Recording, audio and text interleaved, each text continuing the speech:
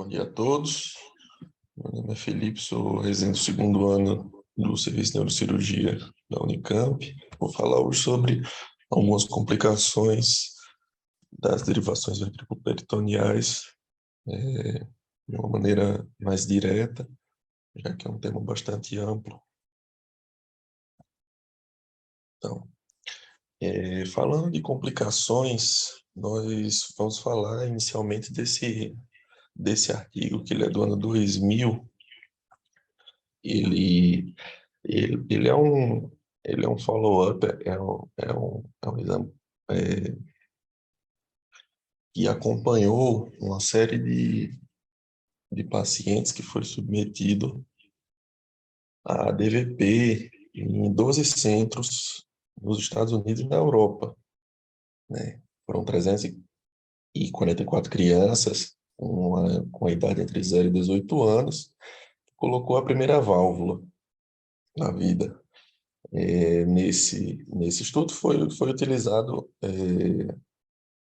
foi na verdade para ver se tinha diferença entre o resultado final do uso de 3 válvulas, se tinha alguma que era melhor ou menor. E nele foi visto que no primeiro ano a taxa de falha de DVP, seja por obstrução, hiperdrenagem, loculações ou infecção, a taxa era de 39%. No segundo ano, 48%, no terceiro ano, 54%, e no quarto ano, 59%. Então, é um tipo de resultado que mostra que, invariavelmente, quando a gente fala em DVP, nós vamos falar de um tratamento que ele está sujeito a falhas, né? É um sistema que potencialmente não vai funcionar bem. E se falando nesse tipo de sistema, também foi visto que o tipo de válvula que você vai usar, se ela vai ser uma válvula regulável ou não regulável, ele não vai contribuir tanto com a taxa de falha quando você fala da população em geral. Então, dos tipos de complicações possíveis, os 3 principais vão ser a falha mecânica, a infecção e a hiperdrenagem, sendo a falha mecânica responsável pela grande maioria das complicações, com uma frequência de incidência variando de 8% a 64%. A etiologia dessa falha mecânica, ela também pode ser dividida em 2 grupos. A falha que vai acontecer de uma maneira mais precoce e a falha que pode ocorrer de uma maneira mais tardia, né? Seja por oclusões, fratura de catéter, desconexão de componentes, ou até mesmo migração do shunt. O catéter proximal ele pode migrar para fora do ventrículo, caso a válvula não tenha sido devidamente fixada, mas também é uma falha que pode ocorrer a migração do catéter distal. Esse catéter já é relatado em estudos, perfurações intestinais, catéter indo para a região escrotal, região anal, sendo exteriorizado também. E aí, nesse caso, a falha mecânica vai dar uma clínica relacionada ao não funcionamento direito desse sistema de derivação, causando, se for em um paciente recém-nascido, aumento de perímetro cefálico, você vai ter fontanela abaulada, rebaixamento de consciência, irritabilidade. Já nos pacientes mais velhos, você vai ter a clínica relacionada a a síndrome da hipertensão intracraniana, você vai ter cefaleia, náusea, vômitos, e também o rebaixamento do nível de consciência, né? Isso daí vai ser visto por exame de imagem, a clínica do paciente, e de maneira geral, isso daí vai ser resolvido com uma revisão do shunt, externalizações, dependendo se tiver infecção ou não. Quando a gente fala em infecção, agora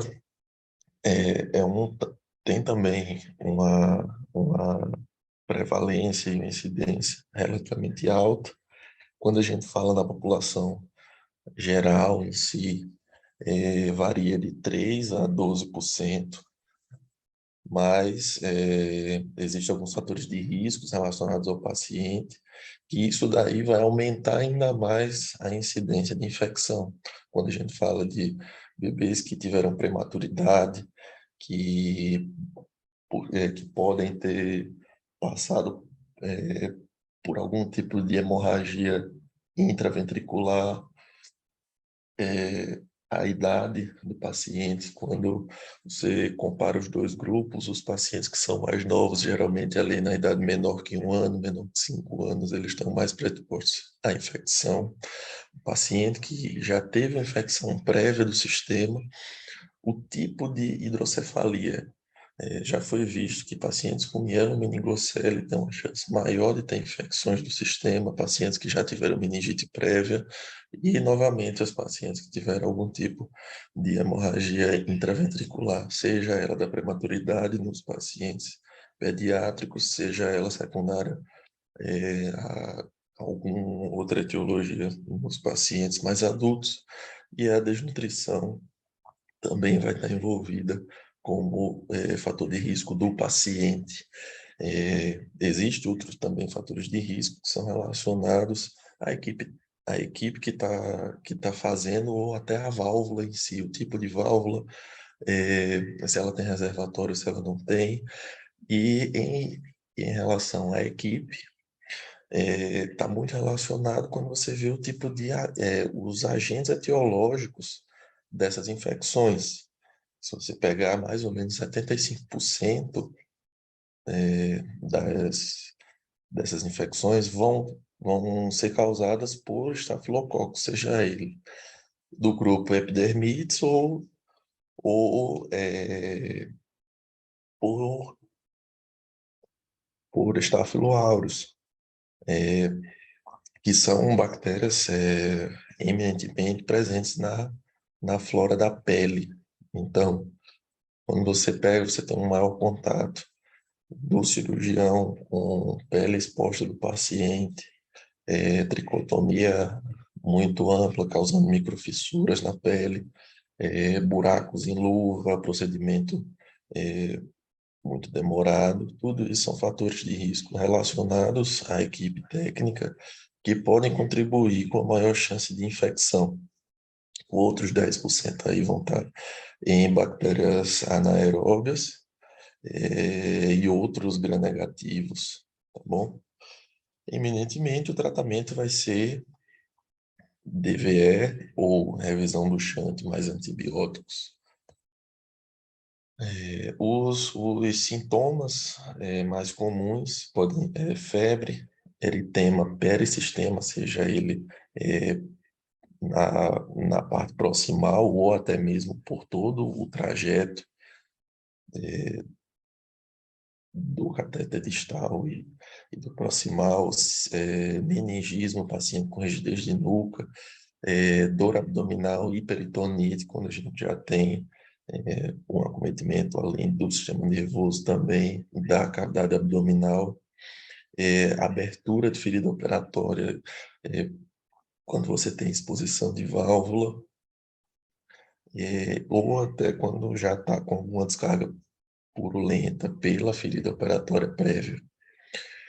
Lembrando que esses sintomas eles são mais gerais, mas existe pacientes que vão estar com infecção e podem não ter sinais claros, assim, tão localizatórios, pacientes que vão se comportar quase como se tivesse sintomas de falha mecânica, ou você vai ver que ele tem uns sintomas mais inespecíficos, e aí quando você faz estudo de líquor dele, quando você pega a clínica líquor, mais exame de imagem, quando você vai fazer uma avaliação mais global, você vai ver que ele vai ter sinais claros no líquor que está com infecção, né?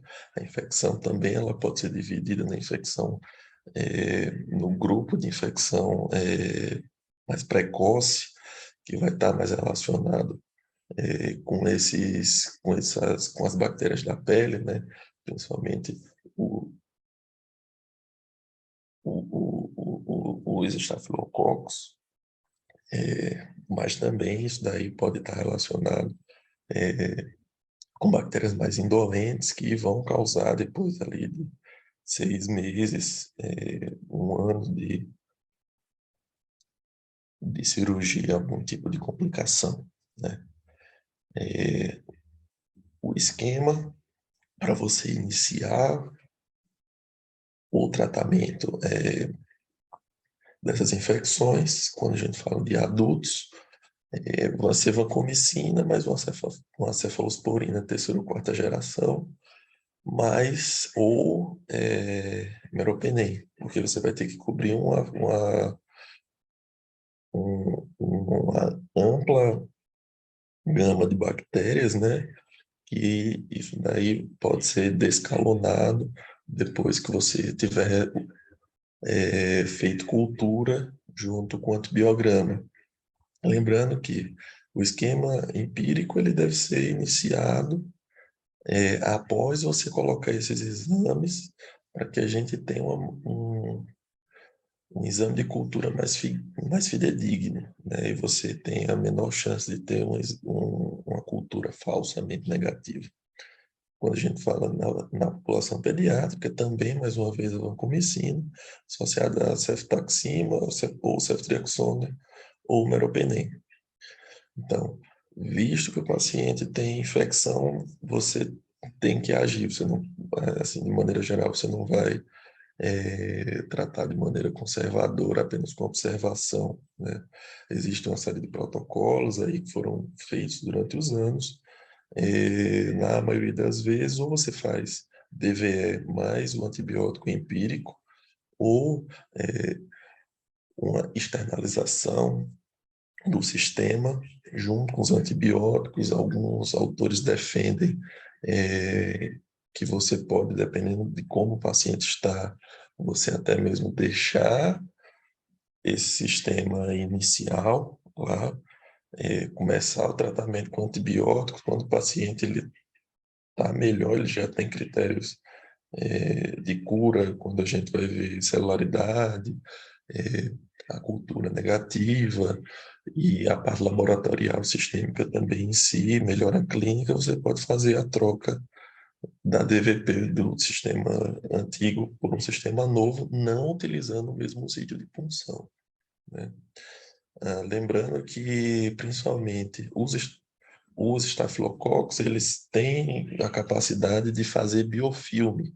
Então, se você deixa esse sistema que está infectado no paciente ainda, num primeiro momento ele pode ficar bem, mas invariavelmente daqui a um tempo ele vai voltar a fazer um novo quadro infeccioso, simulando meningite ou simulando mau funcionamento, porque as bactérias ali não foram extirpadas totalmente, porque elas se agruparam formando um biofilme. Pensando numa maneira de você não reduzir as chances de ter complicações infecciosas, em 2016 foi revisto um protocolo para você tentar minimizar ao máximo a chance de você ter infecção do sistema, que foi feito pelo Hydrocephalus Clinical Research Network.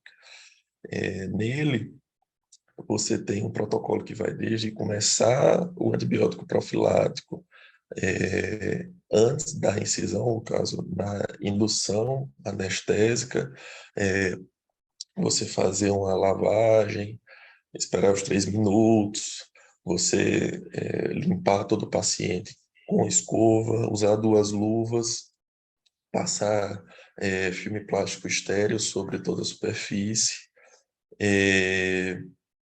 você ter também uma equipe médica mais reduzida, com menor circulação de pessoas lá dentro, e uma coisa que eles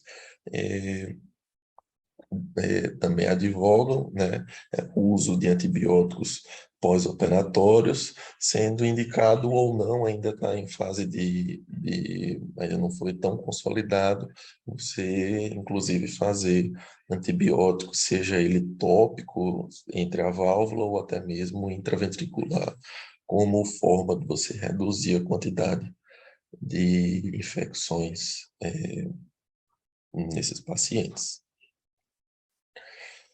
Falando também em infecção, temos uma complicação, que é o pseudocisto abdominal. Ela é uma complicação rara, que vai estar relacionado, ela vai causar um mau funcionamento mecânico, mas invariavelmente vai estar relacionado também com a questão infecciosa. Tem uma incidência aí de 1 a 4,5% na população submetida a DVP, tem como os fatores de risco abordagens abdominais prévias, ou seja, aqueles pacientes que sofreram múltiplas revisões, que eles já têm uma quantidade de fibrose no peritônio considerável, ele está mais sujeito à formação de pseudocistos, reação alérgica aos componentes do material, seja ele o fio baritado ou alergia ao próprio látex que compõe o cateter distal, e infecções. De uma maneira geral, nos pacientes que formam pseudocisto abdominal de uma maneira mais aguda, assim, nos primeiros 30 dias, nos primeiros meses, ali, 2, 3 meses, pode estar relacionado com bactérias mais patogênicas, ali, mais virulentas. Em contrapartida, quando a gente tem uma infecção crônica por uma bactéria indolente, que muitas vezes você vai fazer a cultura desse pseudocisto e você não vai ter uma cultura positiva para alguma coisa. Mas, assim, ainda as 2 hipóteses principais da causa desse pseudocisto, né, seriam as infecções crônicas por essas bactérias indolentes, como também, em contrapartida, quando você tem essa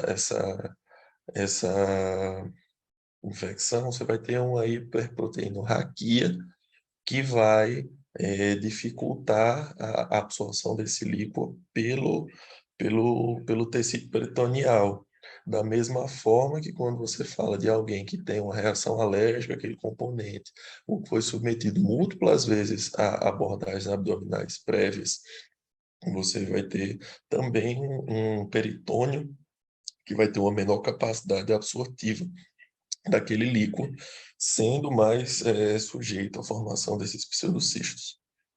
Os sintomas, geralmente, eles vão estar relacionados a sintomas de hipertensão intracraniana associados a sintomas de trato gastrointestinal, sendo eles mais frustros ou até mesmo os quadros de peritonite, paciente com oclusão, suboclusão, com dor abdominal intensa, com necessidade ou não de fazer intervenção específica desse pseudocisto.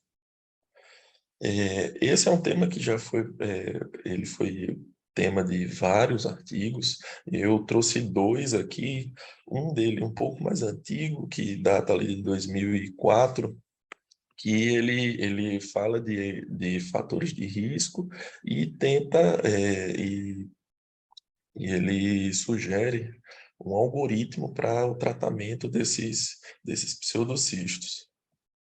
Inicialmente, todo o artigo ele vai estar resumido mais ou menos nessa tabela, ele vai falar, ele vai propor que você retire totalmente o shunt, você drene a colação intraabdominal, tá certo? E se você vai ter que fazer 3 culturas para você fazer a nova internalização, que é mais ou menos o que a gente vê na maioria dos serviços. O que é feito, você vai externalizar a DVE, ou a DVP, ou vai passar até uma DVE, vai puncionar vai tentar aspirar o, o conteúdo desse pseudocisto pelo catéter distal, ou até mesmo fazer uma laparoscopia ou laparotomia para tentar drenar essa coleção aí de líquor intraabdominal, fazendo uso de antibióticos aí, depois vai ser reavaliado se o abdômen já está compatível ou não ao recebimento de um novo sistema de derivação. Aqui ele fala também de você usar um outro local do abdômen para você diminuir o risco de você ter a formação novamente desses pseudocistos, no que diz respeito a você colocar em um local que já passou por um processo inflamatório ali e já foi abordado. Pensando nisso, foi visto também uma proposta de um novo algoritmo. Esse estudo aqui é de 2016, de uma revista de menor impacto, mas é um pouco mais ilustrativo e dá uma quantidade maior de opções frente às teorias levantadas ao longo dos anos referentes ao motivo desses pacientes terem esses pseudocistos. Então, aqui ele vai dividir basicamente os pacientes em 2 grupos assintomáticos, quando o paciente ele teve quase que um incidentaloma e você achou aquele pseudocisto, ele fala que no primeiro momento você poderia fazer a observação daquele cisto com tratamento conservador, ele não cita como seria isso, de quanto tempo você ia reavaliar. Em um dos casos, eles trataram inicialmente de maneira conservadora, mas aí ele ficou sintomático e foi necessário fazer alguma abordagem, né? Naqueles sintomáticos, você vai utilizar inicialmente 3 variáveis, né? Se você tem o VHS aumentado, proteína C aumentada, e os leucócitos aumentados, ou se você tem os marcadores inflamatórios normais, né? Naqueles que estão com os marcadores normais, ele fala para fazer uma cultura baseada em uma drenagem percutânea, ou você fazer uma laparoscopia, ou então fazer uma técnica aberta e você reposicionar já o catéter em um, em um, em um local contralateral àquele que foi formado o pseudocisto. Do outro lado, temos aqueles pacientes que têm os marcadores inflamatórios mais elevados, né? Que eu vou falar especificamente deles agora. Então, se a gente tem infecção de líquor, a gente tem cultura negativa ou cultura positiva, a gente tem celularidade aumentada, proteína aumentada e tem uma glicose mais consumida, a gente tem algumas opções, né, de fazer,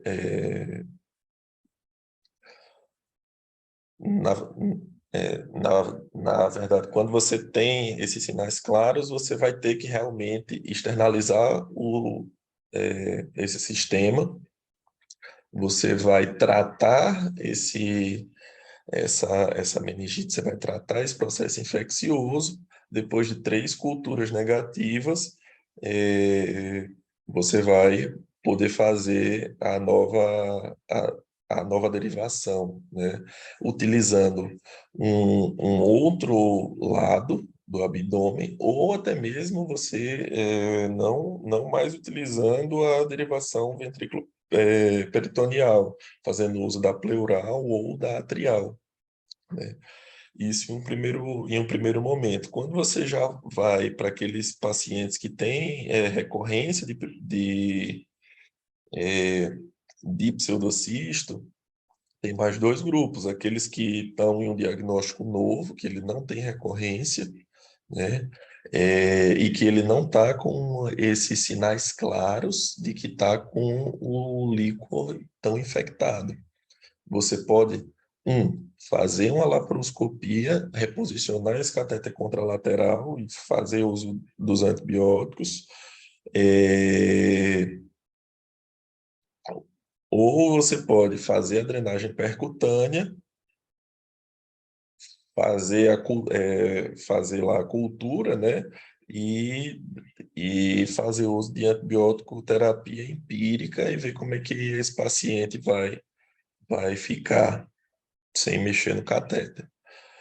Se ele já é um paciente que tem uma recorrência de pseudocisto, você vai ou modificar o sítio, você não vai mais usar a DVP, você vai lançar a mão de uma derivação ventriculopleural ou de uma ventrículo atrial, e você pode considerar também o tratamento endoscópico para esse paciente, o que iria fazer com que ele não necessitasse mais de um sistema valvulado que iria fazer esse shunt do sistema ventricular com alguma outra parte do corpo. Lembrando que se esse paciente tiver um índice de sucesso de ventriculostomia maior que 70, né? Esse índice ele vai levar em consideração a idade, a etiologia dessa hidrocefalia e se esse paciente já fez algum shunt prévio ou não, né? Ah, e aí, se você tiver um índice maior que 70, você seria um candidato, a depender também dessa etiologia, claro, né? A fazer o tratamento de terceiro ventriculostomia como forma de você não precisar mais de fazer uso de um sistema com catéteres, né? Outra complicação que pode acontecer é a hiperdrenagem. Ela tem uma incidência de 3 a 5%. Também, assim como a infecção, ela pode ter um contexto mais agudo ou ser uma hiperdrenagem em um contexto mais crônico, né? A causa principal, as 2 principais causas dessa hiperdrenagem são a sifonagem, o efeito sifão, que é um efeito físico, como vocês podem ver nessa figura. Quanto maior a coluna d'água, maior vai ser a drenagem que você vai ter de um reservatório para o outro, né? Então, quando o paciente fica em ortostase, você tem uma maior drenagem do sistema ventricular para a cavidade abdominal, ou o uso de um tipo de válvula inadequado, causando uma hiperdrenagem desse paciente. Em um primeiro momento, em um contexto mais agudo, você pode fazer uma coleção subdural, você pode ter sangramentos intraventriculares secundários à hiperdrenagem. Em um contexto mais crônico, você pode ter, sim, o surgimento de higromas ou até um subdural crônico, é, os ventrículos em fenda, que podem causar um mau funcionamento mecânico em seguida, porque nos ventrículos em fenda, o plexo coroide ele vai estar muito muito próximo do catéter e pode, ao longo do tempo, causar uma oclusão dos orifícios de drenagem, causando em seguida um mau funcionamento. É, e aí os sintomas dessa hiperdrenagem, você vai ter cefaleias, náusea, vômitos, o surgimento desses hematomas subdurais ou desses higromas, ventrículos em fendas, e nos pacientes que são neonatos ali, que são da população pediátrica, você pode ter também as craniosinostoses secundárias à hiperdrenagem nesses pacientes. A conduta da hiperdrenagem em si, você pode ter a observação, ver se isso daí não foi um contexto comportamental, se não foi alguma outra medida que você possa utilizar, que você possa reverter, ou você pode fazer a mudança de válvula, né? Seja o tipo de válvula de pressão que você está usando, se é o tipo de válvula, no caso, se é uma de pressão ajustável, se você vai usar uma válvula a volume, ao invés de usar a pressão, ou até mesmo usar um sistema anti-sifão, né? Quando a gente fala aqui na pressão da válvula, eu trouxe essa primeira imagem aqui para ilustrar o principal tipo de válvula que nós usamos aqui no serviço, que é essa válvula, ela, ela é feita por um sistema de mola e esfera, né? Ela é regulada a pressão, sendo, de maneira geral, subdividida aí em média, baixa e alta pressão, né?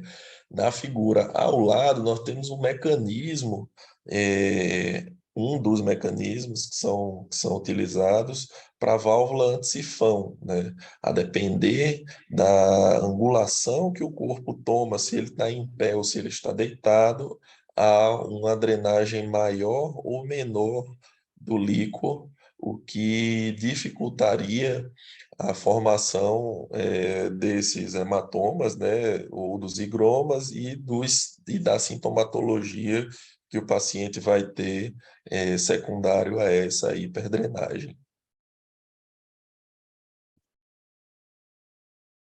Basicamente, era isso.